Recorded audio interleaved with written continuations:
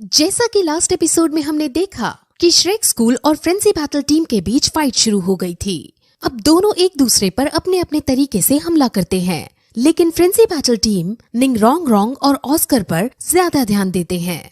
वो ऑस्कर और निंगरोंग को पहले घायल कर देना चाहते थे क्योंकि वो पीछे रहकर इनको पावर प्रोवाइड कर रहे थे।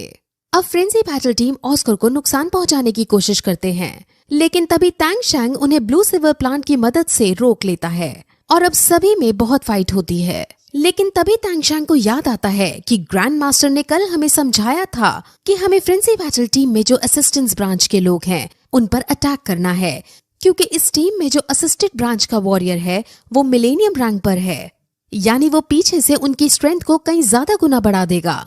अब टैंग शैंग और बाकी सब उसी असिस्टेड ब्रांच वाले की तरफ जाने लगते हैं, लेकिन वो इस काम में देरी कर देते हैं और असिस्टेड ब्रांच वाला वॉरियर अपनी सोल पावर का यूज करते हुए सभी की स्ट्रेंथ और पावर बढ़ा देता है, जिससे सब बहुत ज्यादा शक्तिशाली हो जाते हैं। अब वो सब श्रेक स्कूल को पीट सकते हैं, इसलिए टैंग शैंग ऑस्कर के फ्लाइंग सॉसेज का यूज करके ऊपर उड़ने लगता है। अब श्रेक स्कूल ऊपर उड़ने लगता है ताकि वो फ्रेंजी बैटल टीम के हमले से बच सके, लेकिन अभी भी वो उन पर पत्थर और जाला फेंककर अटैक कर रहे होते हैं। असल में आसमान में उड़कर टैंग शैंग असिस्टेड ब्रांच वाले की सोल पावर खत्म होने का वेट कर रहा है, क्योंकि उसके खत्म होने के बाद ही टैंग शैंग और बाकी सब इनको हरा पाएंगे। लेकिन उनकी सोल पावर बहुत देर बाद खत्म होने वाली है और इस बीच फ्रेंजी स्कूल के बच्चे आसमान में उड़ रहे सब बच्चों को घायल कर देते हैं और अब सिर्फ टैंग शैंग बचता है। अब फ्लाइंग सॉसेज की पावर भी खत्म हो गई थी और अब सब नीचे आ जाते हैं। अब टैंग शैंग जो कि अकेला हो चुका है, उसे फ्रेंजी बैटल टीम के साथ फाइट करनी है। लेकिन खुशी की बात यह है कि फ्रेंजी बैटल टीम के पास जो असिस्टेड ब्रांच का वॉरियर है उसकी सोल पावर अब ड्रेन यानी खाली हो चुकी है। लेकिन फिर भी अभी भी फ्रेंजी बैटल टीम को फुल कॉन्फिडेंस था, क्योंकि अब उन्हें सिर्फ टैंग शैंग को हराना था। वो 6 बच्चे थे और टैंग शैंग अकेला, लेकिन उन्हें ये नहीं पता था कि टैंग शैंग कितना ताकतवर है। इसलिए जब एक स्पाइडर गर्ल उस पर वेब फेंकने की कोशिश करती है तो टैंग शैंग उसके वेब में नहीं फंसता, लेकिन वो स्पाइडर गर्ल खुद उसके वेब में फंस जाती है, क्योंकि उसकी खुद की थर्ड स्पिरिट रिंग स्पाइडर की है। अब सब लोग ये देखकर टैंग शैंग को चीयर करने लगते हैं, लेकिन टैंग शैंग उन्हें चुप कराता है, क्योंकि अभी तो टैंग शैंग को और भी कुछ करना बाकी था। अब टैंग शैंग बाकी जो 6 वॉरियर बच्चे हैं उनको अपने सिल्वर प्लांट से पकड़ता है और सभी को एक बारी में घायल कर देता है और टैंग शैंग जीत जाता है। और अब पहले से ज्यादा ऑडियंस तेज साउंड करते हुए टैंग शैंग को चीयर करती है और इस तरह से श्रेक स्कूल जीत जाता है। अब सब बहुत खुश होते हैं। अब सभी रूम में आते हैं जहां ग्रैंड मास्टर उनकी तारीफ करता है और सभी बहुत खुश होते हैं, जिसके बाद अब ग्रैंड मास्टर उन्हें आज रेस्ट करने को कहता है, क्योंकि अब कल से उन्हें और 2 लड़ाई लड़नी है। अब तीनों टीचर बाहर चले जाते हैं और आपस में मस्ती मजाक करते हैं। अब फिर अगले दिन भी वो ऐसी ही लड़ाई लड़ते हैं और लड़ाई लड़ते लड़ते काफी देर हो जाती है और इन सभी लड़ाइयों में श्रेक स्कूल की जीत होती है। टैंग शैंग की टीम का नाम अब पूरे शहर में फेमस हो जाता है और शहर के छोटे छोटे बच्चे तो श्रेक 7 डेविल्स का मास्क पहनने लगते हैं। श्रेक 7 डेविल्स 27 मैच लगातार बिना हारे जीती थी, जिस वजह से उसका नाम अब बहुत बढ़ चुका था। और अब फिर एक दिन ग्रैंड मास्टर अगले दिन की फाइट के लिए रजिस्ट्रेशन कराने जाता है और वहाँ जब वो रजिस्ट्रेशन करा रहा होता है, वहाँ सोल एरिना का हेड उससे मिलने आता है और उसके सामने अपनी एक बात रखता है। वो ग्रैंड मास्टर को बताता है कि दूसरे शहर के सोल एरिना से हमारे यहाँ सिल्वर रैंक के योद्धा लड़ने आ रहे हैं और हमारे सोल एरिना में कोई सिल्वर बैच की टीम नहीं है जो उन्हें हरा सके।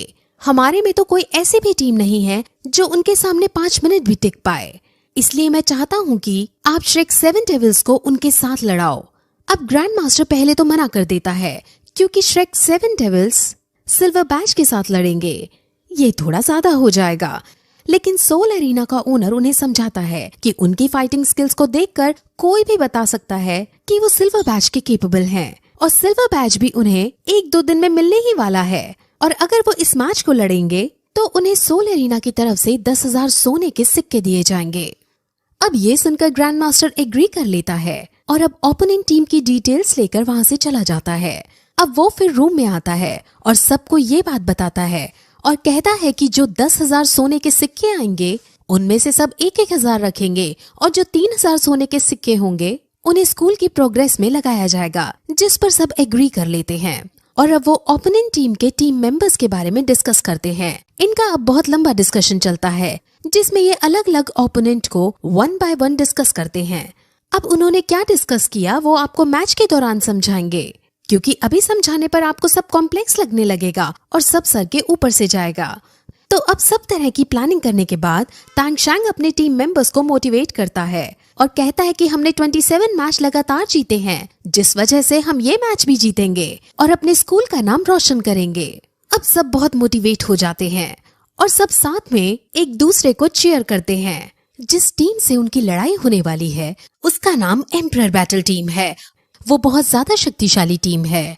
अब हमें इस टीम को दिखाते हैं जिसके पास अब उस टीम का लीडर आता है और वो उन्हें श्रेक 7 डेविल्स की सारी डिटेल्स बताता है और उन डिटेल्स को पढ़कर उन्हें भी समझ आ जाता है कि कल का मैच उनके लिए आसान नहीं होने वाला है। अब फिर अगले दिन मैच शुरू किया जाता है और इस बार सोल एरिना पहले से बड़ा डिसाइड किया जाता है और आज के मैच को देखने के लिए 20,000 ऑडियंस आए हुए थे, क्योंकि अब ये मैच बहुत ज्यादा बड़े लेवल पर होने वाला है। अब सब एक एक करके हीरोइक स्टाइल में रिंग के अंदर एंट्री मारते हैं और एक दूसरे की तरफ आगे बढ़ने लगते हैं। अब दीन ओपोनेंट टीम के लीडर को देखता है और वो उसे जाना पहचाना लगता है, जिस पर जब ग्रैंड मास्टर उससे इसके बारे में पूछता है तो दीन मैच के बाद उसके बारे में बताने का कहते हैं। अब रिंग के अंदर सब अपनी अपनी स्पिरिट सोल बाहर निकालते हैं और ये सीन देखने में बहुत ज्यादा अच्छा लगता है। जिसके बाद हम ओपोनेंट टीम के लीडर को देखते हैं जिसके पास ब्लू लाइटनिंग टी-रेक्स की सोल रिंग थी और ये बहुत ज्यादा स्ट्रॉन्ग पार है। 20 सोल टाइप में जो टॉप की सोल रिंग होती है उसमें से एक लाइटनिंग टी-रेक्स पार है। वही लीडर के साथ एक वॉरियर गर्ल है जिसके पास पॉइजनस शक्तियां हैं और उनकी टीम में एक लड़का है जिसकी स्पिरिट सोल रिंग पैंथर की है। ऐसे ही उनकी टीम में सबके पास खतरनाक स्पिरिट सोल वाले वॉरियर हैं। अब सबसे पहले तो वो हैंड टू हैंड कॉम्बैट करना शुरू करते हैं, लेकिन तांग शैंग को ये बात अच्छे से पता थी कि हैंड टू हैंड कॉम्बैट करने में श्रेक स्कूल हार जाएगा, क्योंकि ओपोनेंट टीम बहुत ज्यादा शक्तिशाली है। इसीलिए अब वो अपने उस प्लान को एग्जीक्यूट करना शुरू करता है जो उसने कल बनाया था। उन्होंने कल प्लान बनाया था कि वो असिस्टेंस ब्रांच के वॉरियर पर अटैक करेंगे ताकि बाकी सारी टीम थोड़ी कमजोर हो जाए।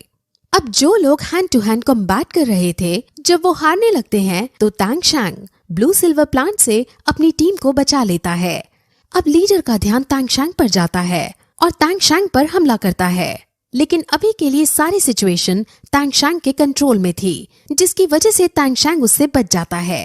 अब तांग शैंग ने ये भी प्लान बनाया था कि वो लीडर का ध्यान अपनी तरफ खींचेगा, क्योंकि असल में लीडर एक बहुत बड़ी फैमिली से ताल्लुक रखता है, जिस वजह से उसके अंदर बहुत ज्यादा एरोगेंस है। तांग शैंग उससे 1 to 1 कॉम्बैट करेगा और जब लीडर हार रहा होगा तो वो एरोगेंस में आकर कोई ना कोई गलती कर बैठेगा और इस गलती का फायदा श्रेक 7 डेविल्स उठा लेंगे और ओपोनेंट को हरा देंगे।